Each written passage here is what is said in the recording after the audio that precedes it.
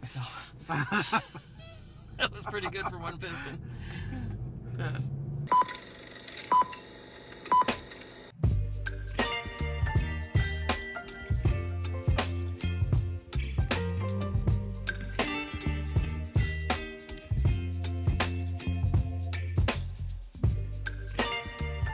All right, today I've got the keys for the brand new refreshed 2025 Volkswagen GLI. Oh yeah, that's the fun one.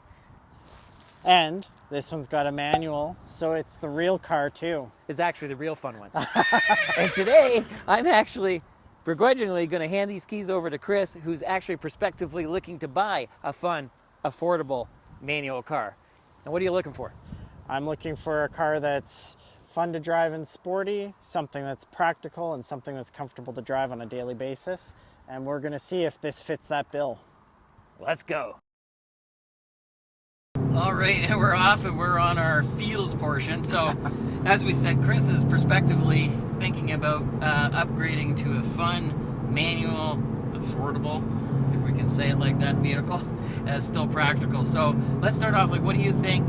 You're actually doing a real test drive. This is crazy. I used to be a salesperson, and you're bringing back, I'm getting triggered here. I'm feeling a little nervous. Not a good driver, but woo! It goes around those corners nice. So yeah, but you explain it. Like, what do you think? Like, how are you feeling so far? So far, I love it, to be honest. I love it. Okay, two things. First, I forgot to mention we borrowed this vehicle from Del Mar Motors. Please check them out in the description because they're awesome. Second of all, Chris loves Honda like my cat loves ice cream cones. So this is huge. To be honest. You've been quiet for a while, so I usually says it, but we've been going a lot of like corners. Like, well, how's it feel in the corners and stuff? It feels amazing. Like, it is. You'd be hard pressed to, if you put me in this blindfolded, and drove me around these corners and told me that I was in the Civic Si, I believe you, to be completely honest. Like, yeah. It does not, it's got just as much the handling abilities, the steering, it's got a nice weighted steering feel. It just goes around the corners naturally. Everything's planted. So that's one of the things I forgot to interject. You keep going, but what I wanted to say was, in the research that I did, the GLI, they do really, it's not like, I remember back in the old days when I was selling cars, you get these sporty packages, and like Jay Leno talks about, it was just like stripes and wheels. You know what I mean? It wasn't actually anything different performance-wise, and this has different independent suspension. This actually has independent suspension in the rear, which I forgot to mention, which is awesome because sportier, and I'm surprised with this being a premium car and everything else, even at its price point, the fact that it's got a torsion beam rear end in the normal Jetta, and this uses the multi-link. For the people at home, the reason why that's a big upgrade is because independent suspension is how it sounds. Each wheel moves independently, so the car feels a lot more stable and it stays more planted. So that's a huge thing, and it has a different steering system in it compared to the normal Jetta as well. On top of the fact that it's got the different wheels, you got those 18-inch wheels. I'm not 100% sure on those tires. We'll put it on the B-roll, but I'm imagining they're a sportier tire than the normal Jetta. I'm going to assume because it feels like there's some decent grip. You know, they're pretty skinny. They're pretty skinny tires. Yeah, I think they were Hankook Kinergies. Well, that would make sense. Which is actually, I think, the tire that Honda puts on the normal Civics. Because the SI had the Goodyear Eagles. Right. But yeah, so sorry to interrupt, but I just wanted to mention those things. So just right there too, while we were driving along, there was a change in speed limit, and the speed limit went up, and I'm in 6th gear right now, and I just put one thing that I always appreciate driving a manual is if you're doing that transition from like driving through a village to getting back up to highway speeds, if you can do that just in the top gear. Then it's more like an automatic. Like, that's one of the benefits of an automatic. You don't have to do that when you just want to quickly go around. This engine, the EA888, is famous because it is. They put it in everything. They've been working on it forever. I think this is the 3rd generation, maybe, of this engine. Part of the reason why that I would imagine they've been able to keep such an attractive price point because the new Golf has got the 4th generation or whatever the new generation of that motor is, where they've upped the power and did a few little tweaks. But I'm telling you, one of the things with that car, I've seen a few reviewers talk about how like the new EA888, it's Volkswagen has really been conservative on basically given at the wheels numbers, but quoting it as it's off the crankshaft, meaning that they're quoting, like for instance on my car, around 300 horsepower, but in reality it's about 345 to the wheels or something like that. So this car, you can tell, like it definitely feels pretty zippy for 228 horsepower, because I think we said, what's this, about 3,200 pounds, which again for a reference is pretty light nowadays. Yeah, there's not most vehicles now I think are pretty well minimum 4,000 pounds. So yeah, exactly. This is a fairly lightweight vehicle. I think the Civic would be comparable. It's right around that 3,000 pound mark as well. Right, so. and that's kind of where I like it better, because it's a little bit, no, I shouldn't say better overall, I just mean when handling it's a little, that 200 or 300 pounds makes a difference. But the VAQ on here, just with that independent suspension, the way that they have this MQB chassis set up, it's a really rigid, solid chassis, especially with like lateral rigidity and things like that. It is a very, very well planted car. So even though it weighs a little bit more, it really feels good around those corners. Like you said, in my opinion, equally as good as the Civic. Yeah, I would say so. And right there, just in that corner that we just went around, there was a bump in the middle of the corner that I didn't know about, and we just kind of hit it, and it stayed planted and went around the corner. Granted, it was lower speed corner, but that's that multi-link rear suspension that you were talking about again. Yeah, and to me, that's a game changer, because I had an older Veloster, the 1st gen, and had a torsion beam. I had an Elantra. And part of the reason we got rid of the car, aside from the bumpers literally fell off. Literally, I was driving around and the bumper fell off. Anyway, that torsion beam was awful, because you would hit a little bump and you would feel the thing wiggle, or it was really unnerving. Yeah. So I did not like that. Mazda puts a torsion beam. That being said, there's a torsion beam in the Mazda 3. I know, but they do some sort of magic like Tim Hortons does with their coffee. I don't know what happens, because I don't notice it at all.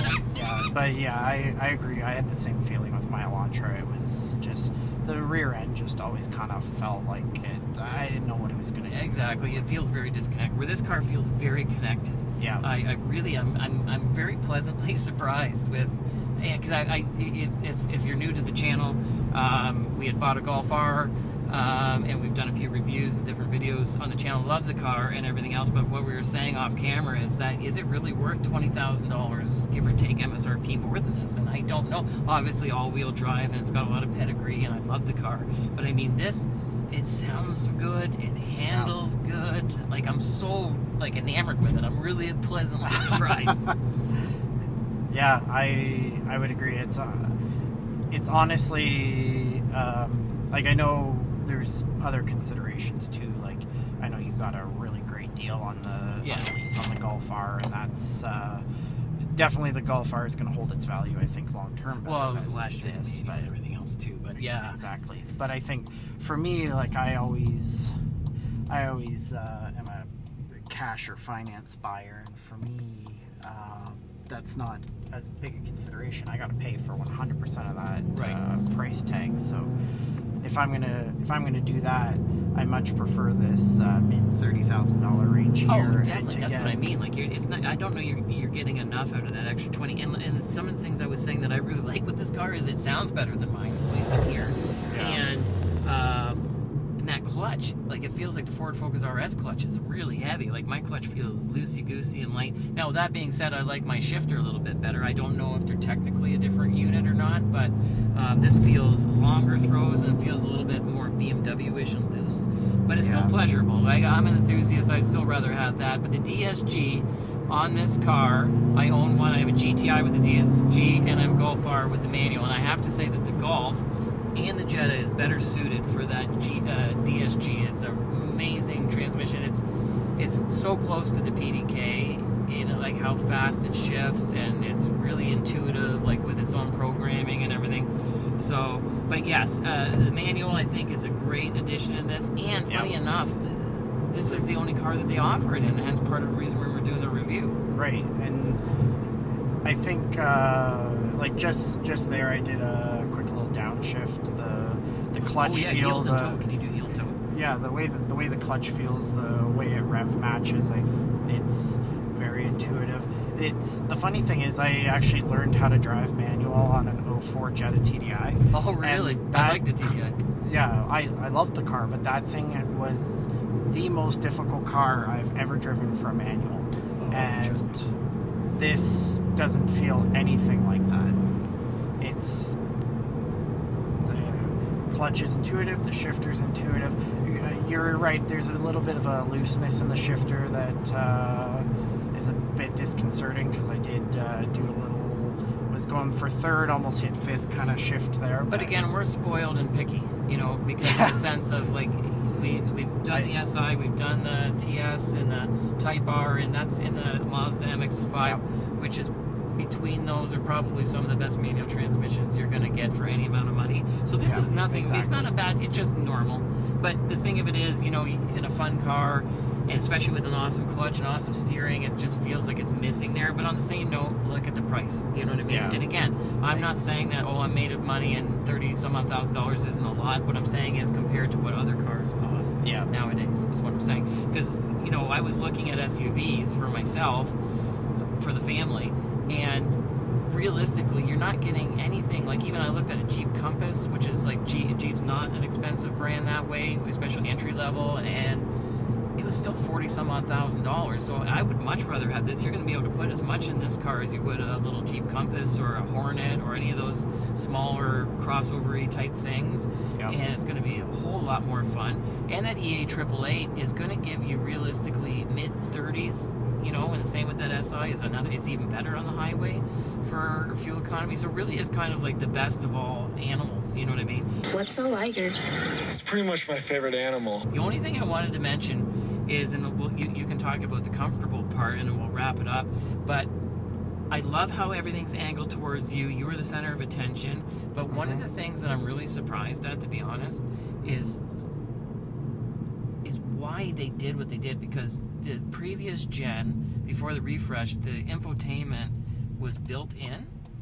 And the same with my Golf. Like my Golf in the Mark 8, the extended screen is all one nice piece. And now, to fix the issues they've had with this thing, they've had to put this new, just kind of standalone screen that kind of stands out. But at least it's a nice screen in the Golf. Whereas this here, I don't know what they put in here. This looks like I had one of the original iPhones that came out, like the original iPhone, and it had bezels like this. You know what I mean? Like, I don't understand that. And it's gloss black. And they're famous for the gloss black. I do like, and like I said, I own a Maybach. I have people to clean for me. So, but yeah, someone's cleaning it for you. It's okay. Exactly. Yeah. Sorry, Mom. Anyway, I get a negative comment. So from Mommy. Now, but on the same note, and the other thing is that they just got this thing, Volkswagen, where they just have to have the haptics in. I love that they had the dials still for your HVAC and stuff. Why they've got to go to this, I don't know. It drives me bonkers, but you're not buying this car for that anyway.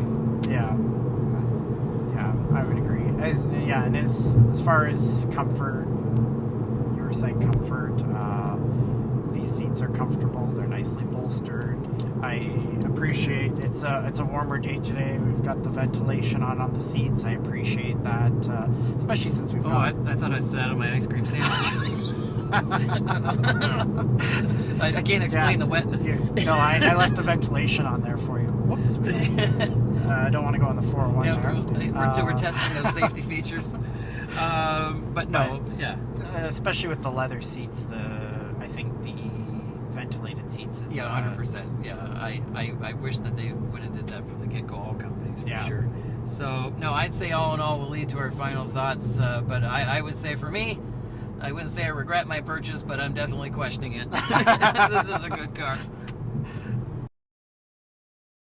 All right, we're back, and we started off this review by looking to see if the GLI, the fun one, and the extra fun one, because it's the manual. But the person that matters, their opinion, is Chris, because even though he's our co-host, he's actually in the market prospectively for a fun, and I say affordable because things are so expensive nowadays, practical vehicle. So what do you think? Well, at the start, we said the criteria was it had to be fun to drive, something that's comfortable to live with on a daily basis, and something that's practical as well. And to be completely honest, I think this car has exceeded my expectations. The way it handled those bends, the way the shifter and the clutch feels, I mentioned the trunk is absolutely cavernous, the seats are comfortable, they hug you nicely, it's got lots of great amenities and features. I think this really nails it as far as fun, practical, comfortable goes. I'm questioning why I spent $20,000 more on a Golf R. Thanks for watching. If you like this video, help me pay for it. Subscribe and watch extra videos too, like our GTI and our Golf R video You could really use the help. in a lot of areas. Thanks for watching. We'll see you again next time.